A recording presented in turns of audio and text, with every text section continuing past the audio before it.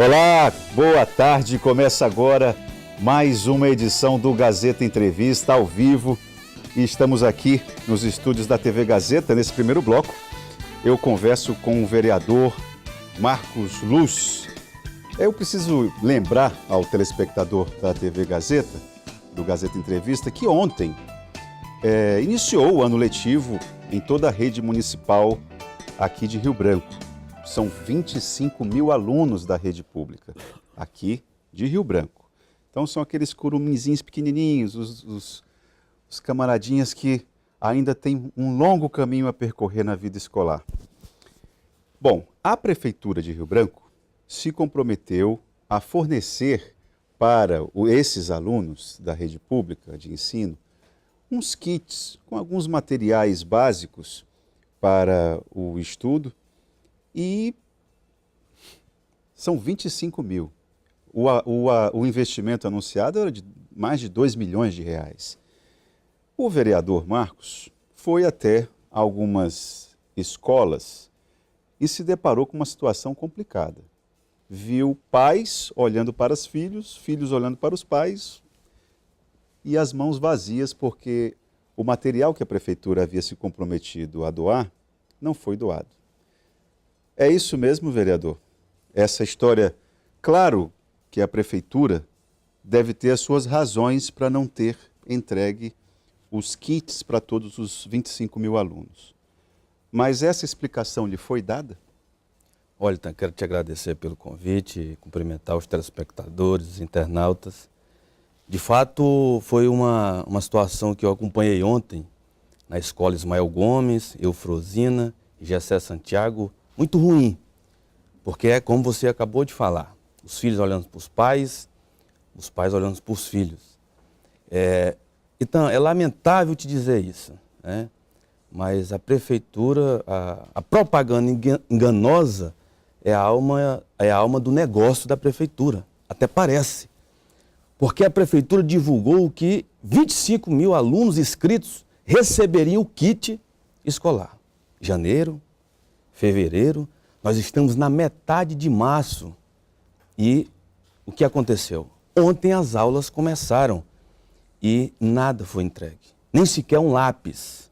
Agora, o que eu acho estranho é que lá onde a prefeita estava, juntamente com o secretário de Educação, lá tinha sim algumas pastas para entregar para as crianças. Algumas, nem para todos. O atual secretário de Educação do município, o ex-deputado Moisés Diniz, é uma pessoa extremamente acessível. Se é uma coisa que o Moisés é acessível. Ele herdou essa pasta do ex-companheiro de partido, Márcio Batista, mas é uma pessoa que você, se ligar, tem uma resposta. O senhor ligou para ele? Gosto demais do ex-deputado Moisés Diniz, mas eu prefiro ir lá na escola, conversar com o pai, ver a situação, conversar com o diretor. O que é que os diretores me disseram, Itan? Aí onde está o grande questionamento, que foi orientado pela direção, pela secretaria, a entregar listas para os pais comprarem. Aí eu perguntei, mas vem material? Não vem, mas ninguém sabe quando. Ou seja, ontem os pais, ao chegarem lá no local e se depararem que não ia ter o material, receberam uma lista para comprar. Eu vou repetir, eu prefiro ir lá ver do que procurar saber do secretário. Apesar de que a resposta deles já veio imediata. Qual foi? Compraram o material, mas não chegou ainda. Aí eu fiz uma segunda interrogação. Então, mostre as notas. Porque eu fiz uma pesquisa no portal de transparência, não vi licitação, não vi nota de empenho, não vi pagamento e não vi a nota. Eu gostaria que a prefeita Socorro Neri, desse um esclarecimento para a sociedade em relação a isso. Porque o fato, a narrativa deles é muito boa, mas o fato é que as crianças não receberam o material escolar. E aí eu quero saber, comprou ou não comprou? E quando vai ser entregue de fato? Bom, você está trazendo alguns elementos novos aí para a novela, né, para o drama. Porque além de não cumprir com o que se comprometeu, né, que foi entregar os kits para os alunos no tempo hábil. Isso não foi feito pela denúncia que você está trazendo. Além disso, você traz um outro informe, que é a falta de transparência em relação ao processo de compra, né? Pelo que está dito, a compra pode ter acontecido de uma maneira que não se sabe ao certo se foi pelo menor preço, qual empresa. Então, esse tipo de informação se tentou ter e não teve. Deveria estar lá transparente e não está. É isso? Não está. E hoje eu fiz o questionamento lá na Câmara de Vereadores e aguardei a manhã inteira. E não chegou até mim. Que providências o nenhum senhor documento. exigiu? A nota fiscal. O que eles levaram lá para a Câmara foi um cronograma de entrega. Ora, se não tem material, para que cronograma? Eu quero uma nota fiscal. A população precisa saber se de fato, porque os pais, então, a partir do momento que eles receberam a informação que os seus filhos iriam receber material escolar, eles não compraram. As crianças estão estudando desde ontem sem material escolar. Então isso é gravíssimo. E a prefeitura não pode simplesmente vir querer tentar diminuir o nosso serviço e dizer que nós estamos mentindo. Fazendo politicagem. Fazendo politicagem. Sem mostrar de fato que é algo concreto, uma nota fiscal, por exemplo. E agora há pouco, antes de entrar aqui, uma pessoa me disse, porque uma empresa de São Paulo ganhou e atrasou. O fato é que são várias informações, mas a prefeita está devendo para a sociedade uma resposta concreta, porque os pais estão aguardando. Eles não se programaram e não compraram o material das crianças. Bom, o fato é que a gente precisa se habituar a cumprir alguns ritos. Se a aula começa tal dia, e em tal dia houve um comprometimento do poder público para que se tivesse o material nas mãos dos alunos, isso tem que acontecer. Se a empresa B, C, X, Y não trouxe o material em tempo, então que seja punida, que seja excluída de processos de seleção de licitação, alguma coisa tem que acontecer. O fato é que as crianças, aí não se trata de politicagem, apenas de cumprir aquilo que se prometeu. Um outro assunto que o senhor trouxe aqui na última vez que esteve aqui no Gazeta Entrevista foi relacionado à CPI da EMURB. Em que pé que está isso aí? Naquela época o senhor iria propor a CPI foi proposta, e aí?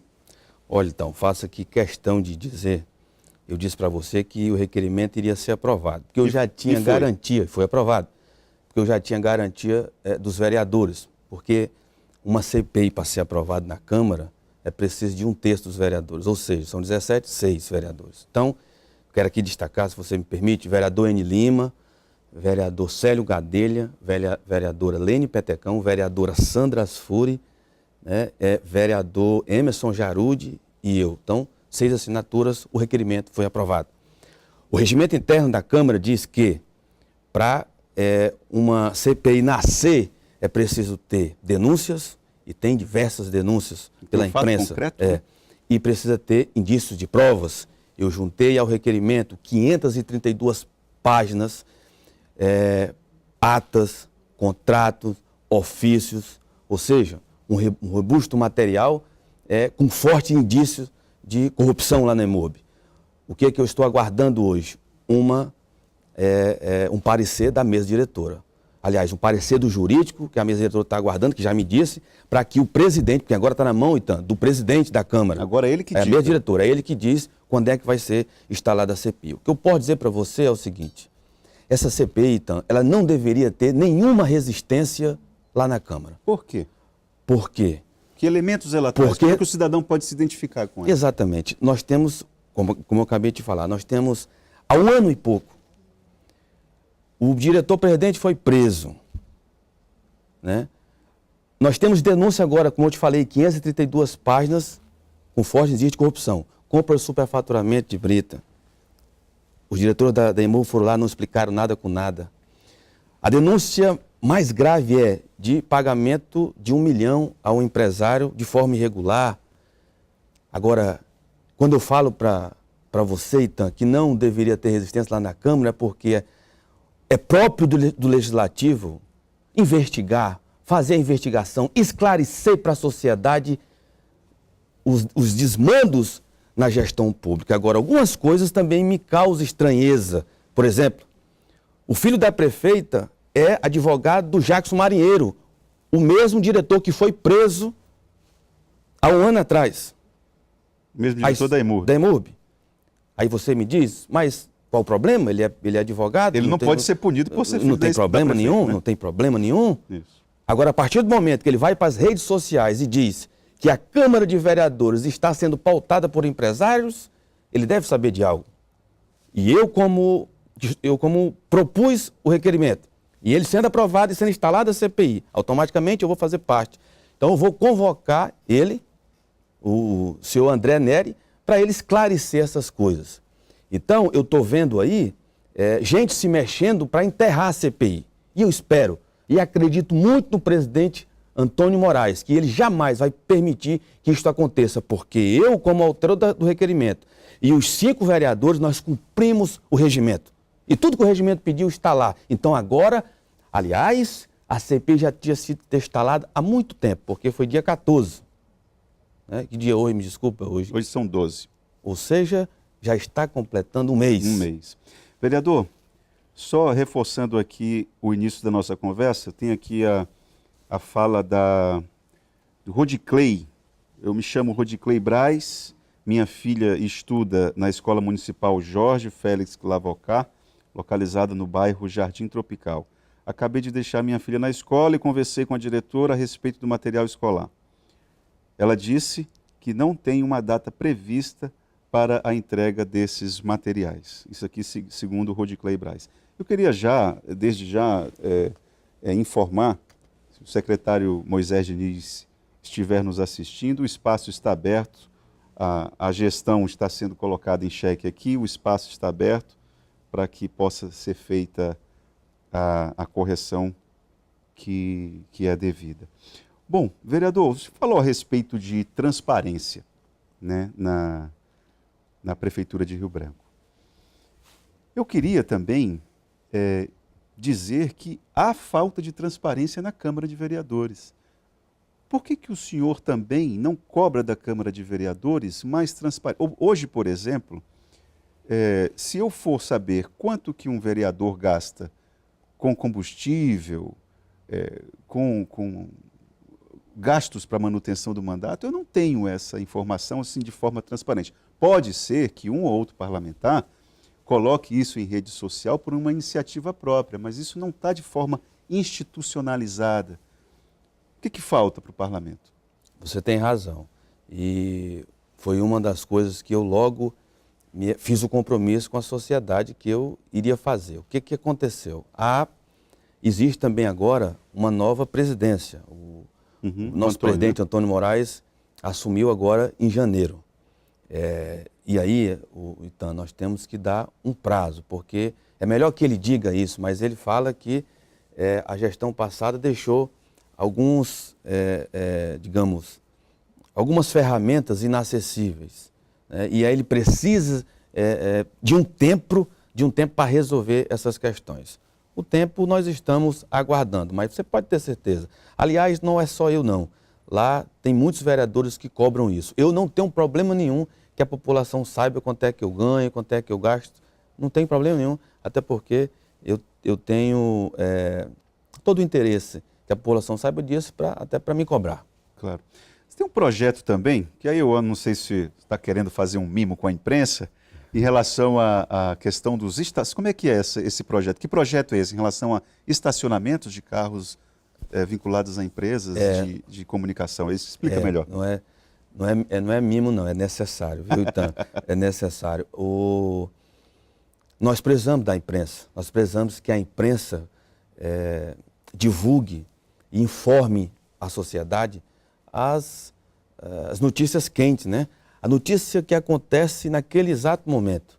Então esse projeto é para facilitar, para que os profissionais não percam tempo procurando estacionamento, porque a notícia ela não espera.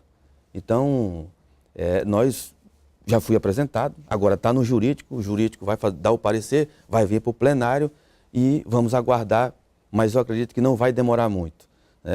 Eu defendo que as viaturas da imprensa, obviamente, todas cadastradas lá no RB Trans. Estacione em qualquer lugar, porque o povo precisa da imprensa. E é uma coisa que eu disse lá na tribuna da Câmara, Itan, a imprensa cumpre muitas vezes uma função legislativa muito mais forte do que até mesmo o poder legislativo. Me refiro à questão da fiscalização. Vereador, tenho aqui, eu vou pedir para a Lígia, rapidamente, que nosso tempo já está esgotando.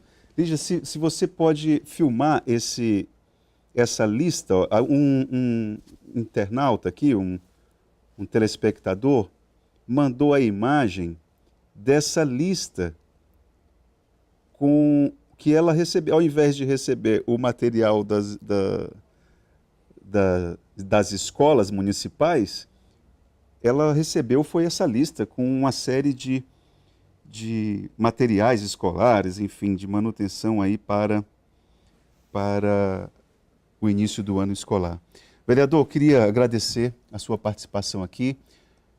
Espero que a CPI da EMURB seja instalada e torço para que tenha mais transparência também na Câmara de Vereadores. Acho que o cidadão de Rio Branco merece um pouco mais de respeito, que quem dera isso tivesse que vir do próprio parlamento, né? Acho que isso aí seria um bom exemplo para a gente. Eu que agradeço e quero, bem rápido, eu apresentei semana passada um projeto que vai caçar o alvará das empresas que transportar, revender ou armazenar produto de roubo. O que está acontecendo? Tem muita gente roubando moto aí e desmanchando e está indo para o mercado. É lógico que ainda está no mercado irregular, mas se a gente não fizer nada, daqui a pouco começa a ficar no mercado regular. E a CISA, eu fui lá e é contra isso, e nós já apresentamos um projeto, nós vamos ter que enfrentar isso, ajudando a segurança pública. Obrigado mais uma vez. No segundo bloco do programa Gazeta Entrevista de hoje, não saia daí, porque tem discussão a respeito de saúde pública e a possibilidade de uma primeira greve dos trabalhadores em saúde na gestão de Gladson Cameli. Logo após o intervalo.